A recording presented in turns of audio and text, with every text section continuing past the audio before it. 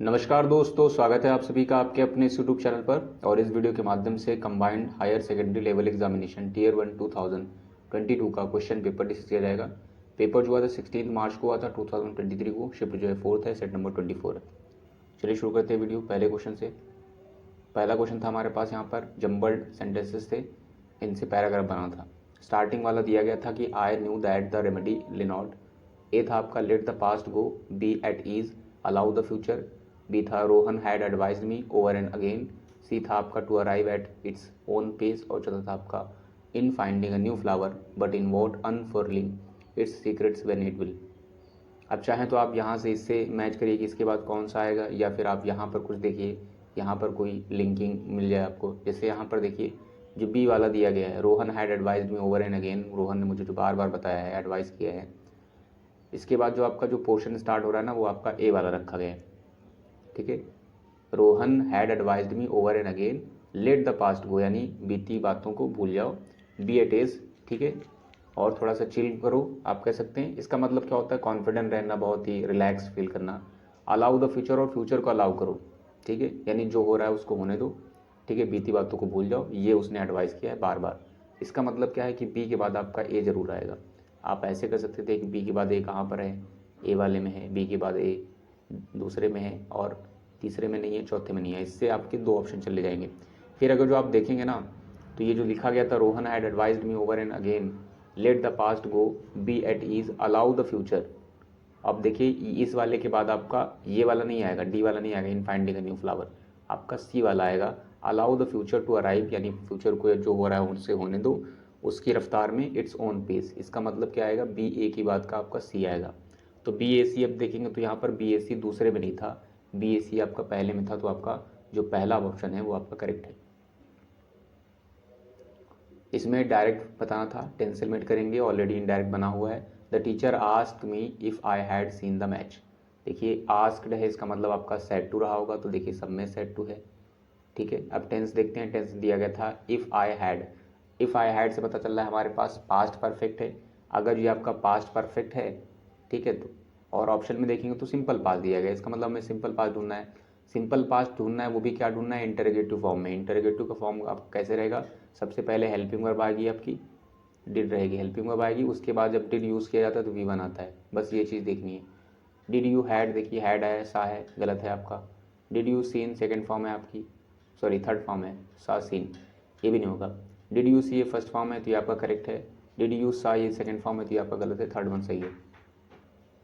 इसमें फिलअप करना था, choosing the right software for any purpose can be an dash task for any business. मतलब बोला गया है कि किसी भी सही सॉफ्टवेयर का चुनाव करना, ठीक है, किसी भी उद्देश्य के लिए एक डैश कार्य है किसी भी बिजनेस के लिए।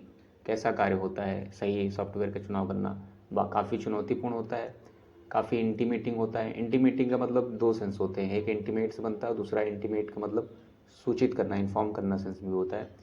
फ्लिकरिंग का मतलब जो है चेंजेबल होता है, चेंजिंग सेंस में होगा, अनस्टेबल सेंस में होगा। एट्रीब्यूटिंग का मतलब किसी को उसके लिए जिम्मेदार ठहराना, ठीक है। तो अब यहाँ पर देखिए क्या आएगा, यानी किसी भी जो है किसी भी बिजनेस के लिए सही सॉफ्टवेयर का चुनाव करना एक चैलेंजिंग काम होता है, तो आपका फर्स्ट वन यहाँ पर करेक्ट हो जाएगा। इसमें क्या करना था, यहाँ पर हमें मीनिंग बतानी थी। डियरी, डियरी था, इसका मतलब आपका डल होता है, ठीक है, डल सेंस में होगा, या फिर आप कह सकते हैं बहुत ज़्यादा जो है डल ही आप लगा दीजिए, ज़्यादा बेटर रहेगा। तो इसके लिए पहला था एक्टिव, ठीक है। एक्टिव के लिए देखिए दिया गया था, एक्टिव मतलब आपका जो है जो पैसिव को जस्ट अपोजिट रहेगा, सक्रिय आप कह सकते हैं हिंदी में। फेथ का मतलब आपका विश्वास होगा, ठीक है, और डल का मतलब आपका जो है डल है, नॉर्मल, जो ब्राइट ना हो, ठीक है, और रेडियंट ना हो। सुपरस्टिशियस जो दिया गया था, इसका मतलब आपका अंधविश्वास होता है, जो आपका जो करेक्ट हो जाएगा वो आपके क्या होगा, ड्रेरी हो जाएगा, ड्रेरी का क्या होगा, डल। इसमें जो है करेक्टली स्पेल्ड बताना था, करेक्टली स्पेल्ड में था एमचर था, एमचर की स्पेलिंग बतानी थी, तो AMATEUR यही करेक्ट होती है। ये वाली गलत है, ये वाली भी गलत है, ये वाली भी गलत है, इसका मतलब शौकीन होता है। मीनिंग बतानी थी, piece of cake, piece of cake इसका मतलब क्या होता है, इजी सेंस में होगा आपका, ठीक है। पीस ऑफ केक, केक होता है, स्मूथ सेलिंग होती है, चाइल्ड्स प्ले होता है। तो ऐसे इजी के लिए बहुत सारे जो रूट वर्ड थे, रूट वर्ड नहीं, इडियम जो होते हैं, वो कंपाइलेशन उनका करवाया गया था। तो यहाँ पर पीस ऑफ केक क्या हो जाएगा, इसका मतलब पहला था इंट्यूशंस फॉर समथिंग डेंजरस, दूसरा था extremely difficult, something which is very simple और इन्विटेशंस फॉर बर्थडे। तो ये देखिए यहाँ पर something which is very simple आपका करेक्ट हो जाएगा। यहाँ पर मीनिंग बतानी थी अपोजिट। प्लायबल का मतलब बेंडेबल होगा, फ्लेक्सिबल जो आपका इजीली बेंड हो जाए, मुड़ जाए, इसके लिए था डक्टाइल था, अपोजिट में बताना था। रिजिड था, वेरिएबल था, फ्लूइड था। अगर जो डक्टाइल देखेंगे तो इसका मतलब भी आप सॉफ्ट होगा तो इजीली मुड़ जाएगा। रिजिड का मतलब आपका सख्त होगा जो कि बेंडेबल ना हो, ठीक है। वेरिएबल का वेरी से बना है आपका, और फ्लूइड का मतलब आपका फ्लूइड है। तो यहाँ पर जो आपका करेक्ट होगा ये वाला आपका रिजिड जो रहेगा वो कठोर सख्त हो जाएगा, तो ये आपका बेंड नहीं होगा, तो आपका सेकेंड वन प्लायबल का अपोजिट बन रहा है। इसमें इंप्रूवमेंट बताया था, neither of the two companies are winning in the prize war, ठीक है, ये दिया गया था। अब देखिए नीदर ऑफ द इस तरीके की जब आपका फ्रेज होता है या प्रोनाउन आप कह सकते हैं, ठीक है। नीदर ऑफ के बाद तो यहाँ पर आपका जो नाउन होता है वो आपका क्या होगा, प्लूरल होता है, बट यहाँ पर हेल्पिंग वर्ब होगी वो आपकी सिंगुलर होगी। यहाँ पर जो लिखा गया आपका सिंगुलर होना चाहिए था, तो ये आपका गलत है। नीदर ऑफ द कंपनीज फिर से यहाँ पर आर रखा गया, गलत है।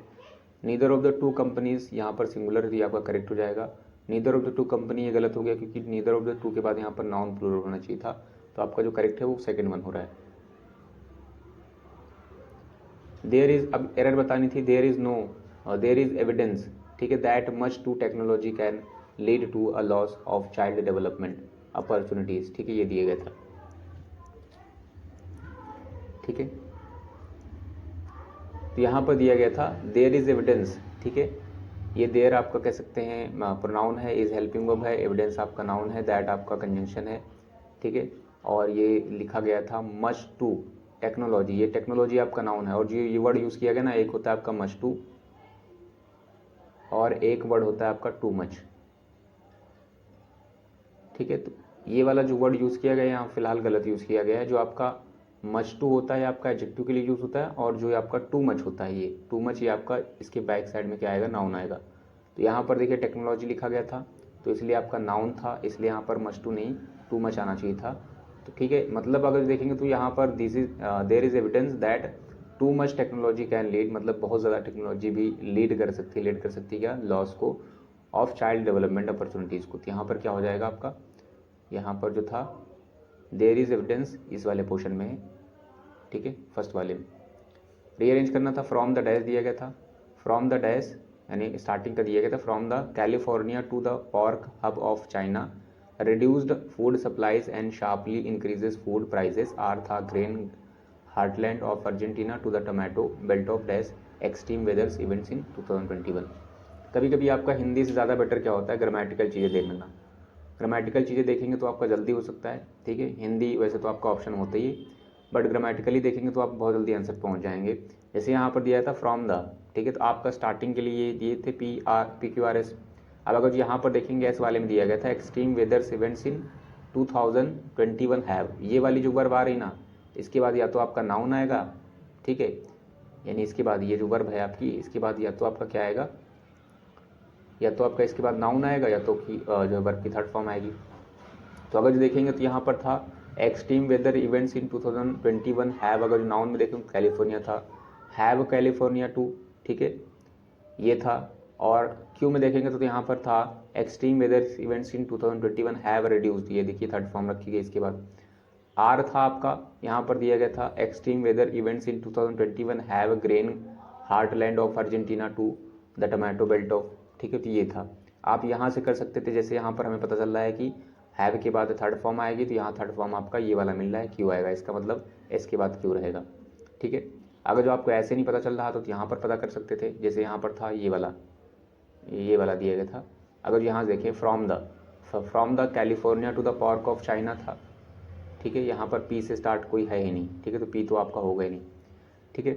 अब देखिए क्यों था आपका, फ्रॉम द रिड्यूस तो आपका होगा नहीं, तो आपका फिर था from the grain heartland of Argentina, it means ये आपका मैच कर रहा है, एक्सट्रीम भी नहीं होगा, from the extreme weather events, तो आपका आर से स्टार्ट हो रहा है, from the grain heartland of Argentina to the tomato belt of के बाद क्या आएगा, बेल्ट ऑफ रिड्यूस नहीं होगा, बेल्ट ऑफ एक्सट्रीम नहीं होगा, बेल्ट ऑफ कैलिफोर्निया, इसका मतलब आर के बाद पी आएगा। तो इस तरीके से आप एलिमिनेट कर सकते हैं। आर पी किधर मिलेगा, आर पी आपके दो ऑप्शंस में है, ठीक है, तो दो चले जाएंगे, ठीक है। फिर अगर जो आपने ये डिसाइड कर ले तो आपको पता था जो एस होगा उसके बाद क्या आएगा आपका, एस के बाद क्यू आएगा, तो आर पी एस क्यू किधर है, आर पी एस क्यू जो है आपका आर पी RPSQ ये वाला फोर्थ वाले में, एक बार चेक कर लेते हैं। फ्रॉम द था grain heartland of Argentina to the tomato belt of, फिर आपका पी था California to the pork hub of China, फिर आपका था extreme weather events in 2021 have reduced, ये आपका सही है। इसमें इंप्रूवमेंट बताना था I can not concentrate on my work because I am thinking of that beautiful scene, ये दिया गया था। Because I am thinking of, ये आपका गलत है, ये सेपरेशन शो करता है। इससे ज़्यादा बेटर आपका क्या रहेगा, दूसरा प्रीपोजिशन रहेगा, तो ये तो बिल्कुल नहीं होगा। पहला था वॉज थिंकिंग, तो आई वॉज थिंकिंग, ये आपका कांट चल रहा है तो आपका प्रेजेंट में रहेगा, तो इसलिए आपका ये भी गलत भी लिखा गया था, वॉज के बाद थिंक नहीं होगा, तो ये भी चला गया। इज थिंकिंग, अब इज थिंकिंग सही है, आई के साथ इज नहीं होगा, तो ये गलत। आई एम थिंकिंग आपका करेक्ट है और प्रीपोजिशन यहाँ पर सही लगा है, I am thinking about that beautiful scene, तो आपका थर्ड वन सही है। फिर बताना था do you dash your tap water before drinking, तो आप क्या अपने टैप वाटर को ड्रिंक करने से पहले डैश करते हैं, क्या करते हैं, फ्लर्ट करते हैं, फ्लिकर करते हैं, फिल्टर करते हैं या फ्लश करते हैं। देखिए सबसे बेस्ट जो होगा वो क्या होगा आपका, फिल्टर करते हैं, पानी पीने से पहले क्या फिल्टर करते हैं, तो यही होगा आपका। इसमें फिलअप बताना था while one can not really say the pandemic is over yet it is a sensible decision to now dash to the older system. ठीक है, इसमें बोला गया था कि कोई जो है सचमुच नहीं कह सकता है कि पैंडमिक जो है ख़त्म ही हो गया है। ये बहुत ही ज़्यादा जो समझदारीपूर्ण निर्णय होगा कि जो है अब जो है डैश करना ओल्डर सिस्टम, यानी जो पहला जो चल रहा था सिस्टम उसमें डैश करना है। स्टिक करना to the older system, revert करना to the older system, sympathize करना ओल्डर सिस्टम और कॉम्प्रीहेंड करना। तो ये आपका सिंपथाइज सहानुभूति और कॉम्प्रीहेंड समझ में आपका नहीं होगा। फिर आपका ये स्टिक था और आपका रिवर्ट था। ठीक है, स्टिक मतलब चिपकना सेंस में होगा और जो रिवर्ट है आपका ये आपका बैक प्लेस पर आना। ठीक है, जैसी मतलब पहले जो था यानी पहले पूर्व की स्थिति में आना। ठीक है, तो यहाँ पर आपका अगर जो देखेंगे तो ये आपका सेकंड वाला सही हो जाएगा, इसको मीनिंग रख के देखेंगे तो मीनिंग भी आ जाएगी। One can not really say that pandemic is over yet it is a sensible decision to now revert to the older system. Unbiased का मतलब अपक्षपातपूर्ण, जो बिना पक्षपातपूर्ण के हो, जिसमें कोई भी जो है फेवर ना किया गया हो। ठीक है, तो यहाँ पर देखिए अनकम्प्लेनिंग था, कैंडिड था सिनम में, हम्बल था और सैपिएंट था। अनकम्प्लेनिंग मतलब जो कंप्लेन न किया गया हो, तो ये आपका नहीं होगा यहाँ पर क्योंकि यह अपक्षपातपूर्ण है। कैंडिड मतलब स्पष्ट है, तो यहाँ पर भी आपका स्पष्ट सेंस हो रहा है क्योंकि उसमें किसी भी प्रकार का कोई फेवर नहीं है, तो ये आपका सिनम में कैंडिड आपका सही हो जाएगा। हम्बल आपका विनम्र होता है आपका। सेपिएंट आपका सेपियंस से बनता है, सेपियंस मतलब बुद्धिमानी समझदार जो मान होता है होमो सेपियंस, तो वहाँ पर तो यहाँ इसका मतलब भी बुद्धिमान उसी सेंस में होगा। बेस्ट एक्सप्रेस मीनिंग बतानी थी to breach the tap, to breach the tape का मतलब होता है to win a race option, to create problems, to shut someone's mouth, to bring joy. देखिए जितने भी एग्जाम्स होते हैं मोस्टली करके हर सेट में 2 से 3 क्वेश्चन, ठीक है, 2 से 3 क्वेश्चन ऐसे रहते हैं, 2 थोड़ा सा जो है ट्रिकी रहते ही रहते हैं। ठीक है, और इवन जो है 2 या 3 मीनिंग भी आप कह सकते हैं, क्वेश्चन तो दूर 2-3 वर्ड या फिर जो है इडियम कह सकते हैं आपके नए इंट्रोड्यूस होते ही हैं, जैसे ये इसमें से है। तो टू ब्रीच द टेप का मतलब आपका होता है to win a race. 16th का था करेक्टली स्पेल्ड बताना था, रेप्रीमैंड था, रेप्रीमैंड होता है REPRIMAND, MANT नहीं MAND, डी होगा, तो रेप्रीमैंड ये गलत है, रेप्रीमेंड नहीं होता है, रेप्रीमैंड चौथा है आपका। पैसिव बताना था 10 से एलिमिनेट करेंगे। स्वालो जो बर्ड होता है build new nest every year, तो देखिए स्वालोज के अकॉर्डिंग ये प्लूरल है, इसका मतलब आपका प्रेजेंट टेंस चल रहा है, तो आपका जो पैसिव बनेगा वहाँ पर इज एम आर हो सकता है और उनमें से कोई एक रहेगा और थर्ड फॉर्म रहेगी। तो is am are third form कहाँ पर है, पहले वाले में है थर्ड फॉर्म है, नेक्स्ट के अकॉर्डिंग आर भी सही है, तो आपका करेक्ट है। इसमें देखेंगे तो यहाँ पर इज है, बीइंग तो आपका लगेगा नहीं, इसमें वर है और वर भी नहीं होगा, तो आपका फर्स्ट वन ही सही था। एक्लेसियल जो दिया गया था इसका मीनिंग बताना, इसका मतलब चर्च से रिलेटेड होता है, चर्चली या चर्च से रिलेटेड। पहला था प्रोफेन, दूसरा था चर्चली, तीसरा था प्रोफ्यूज, चौथा था आपका सेकुलर। प्रोफेन का मतलब जो है ईश निंदा होती है आपका, जो है एक तरीके से डिस्क्रीट करना, नहीं डिस्क्रीट आप नहीं कहेंगे, आप कहेंगे एक तरीके से अपवित्र करना, ठीक है, डिफाइल करना सेंस में हो जाएगा। ठीक है, चर्चली आपका करेक्ट इसका आंसर था और प्रोफ्यूज मतलब अत्यधिक होता है, सेकुलर का मतलब धर्मनिरपेक्ष में होता है, तो आपका जो करेक्ट था वो सेकंड वन था। फिर से यहाँ पर क्या करना था, पैराग्राफ बनाना था। amongst all the cities of Japan Hiroshima is the one that experiences earliest mornings, ठीक है, क्यों में था, it experiences the earliest sun rise amongst all the countries, और आर था according to the words of the Japanese envoy himself that name was chosen because the country was so close to where the sun rises, as था आपका Japan is also known as the land of the rising sun, ये दिया गया था। अब देखिए अगर जो आपको पी क्यू आर एस मिल गए हैं तो आपका देखिए स्टार्टिंग किससे होगा, स्टार्टिंग आप डिसाइड करिए, इसमें क्या पी से स्टार्ट होगा, पी से आपका नहीं मिल रहा है इतना बेटर, क्या आपका एस से स्टार्ट होगा, एस में देखिए एस जापान दिया गया था, जापान इज ऑल्सो नोन, तो ये एस वाला आपका लग रहा है कि एस वाला आपका बेस्ट होगा। तो अगर जो आपने इतना डिसाइड कर लिया तो आपके दो ऑप्शन चले जाएंगे, ऊपर वाला नीचे वाला, दो बचेंगे इस वाले, ठीक है। अब एस से स्टार्टिंग हो रहा है तो एस में देखिए क्या बोला गया था, Japan is also known as the land of the rising sun. उसके बाद क्या आएगा, उसके बाद आर आएगा या क्यू आएगा, अगर जो आर में देखेंगे तो आर में दिया गया था according to the words of the Japanese envoy himself that the name was chosen because the country was so close to the where the sun rises, फिर आपका था इसमें क्यू था, क्यू में बोला गया था इट एक्सपीरियंसेस, ठीक है। अब देखिए ये वाली लाइन बोली गई according to the words of Japanese envoy himself that the name was chosen, name कौन सा नाम चूज किया गया है, ठीक है, वो बोला गया था because the country was so close to the sun rises, फिर आपका था it experiences the earliest sun rises amongst all the countries, फिर आपका पी था, पी में था amongst all the cities of Japan Hiroshima is the one that experiences earliest mornings, ये दिया गया था।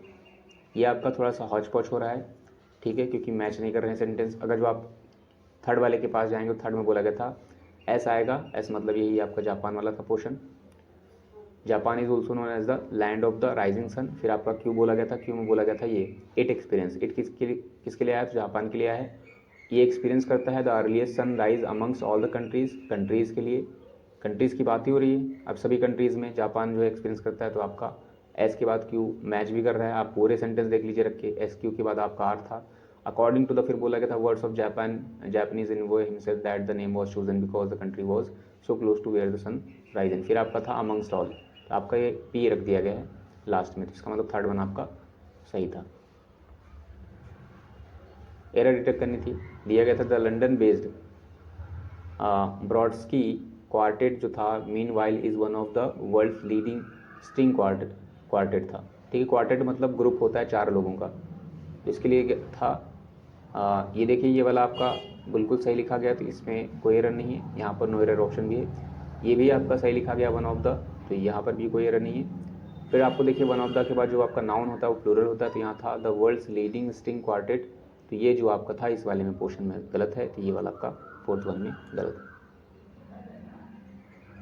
इसमें पैसेज में आते हैं तो यहाँ पर फिलअप था, पैसेज दिया गया था एक, जनरली जो है डॉल्फिन के बारे में बात की गई, dolphin sleep only one brain hemisphere in slow wave sleep at a time, this dash enough consciousness to breathe and to watch the for possible dash and other threats early stages can occur simultaneously in both hemisphere. In captivity dolphins seemingly enter a fully sleep state where both eyes are closed and there is no response to mild external, ये दिया गया था।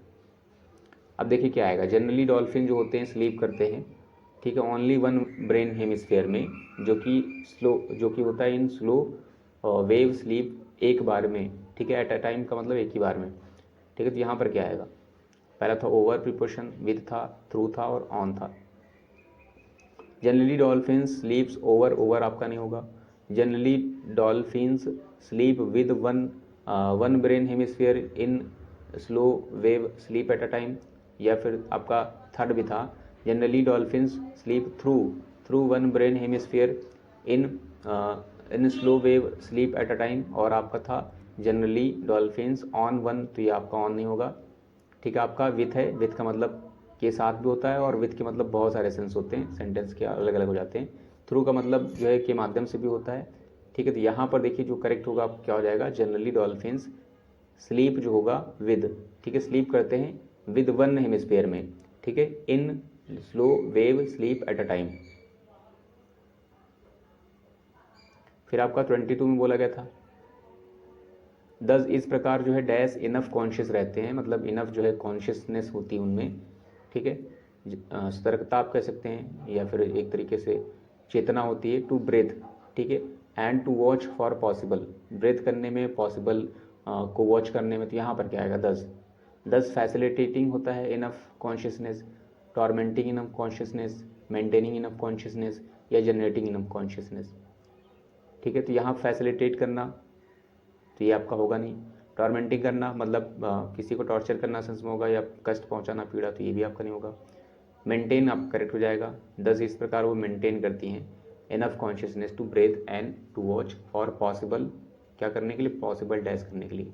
Possible में क्या आएगा, watch करने के लिए। पॉसिबल प्रेडेटर्स था आपका, पॉसिबल कार्निवोर्स था, पॉसिबल स्प्रेज था और पॉसिबल ओरेटर्स था।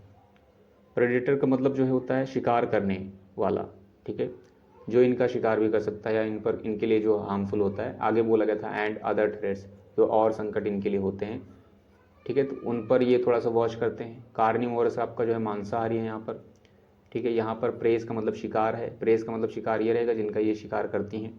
ऑरेटर्स तो आपका बिल्कुल नहीं होगा, वक्ता होता है इसका सेंस, तो इसका जो करेक्ट होगा आपका कार्निवोरस भी हट जाएगा, प्रेस भी नहीं होगा आपका, प्रेडेटर्स हो जाएगा। मतलब ये इस पर भी वॉच रखते हैं और अदर जो थ्रेट्स होते हैं उस पर भी जो है वॉच रखते हैं।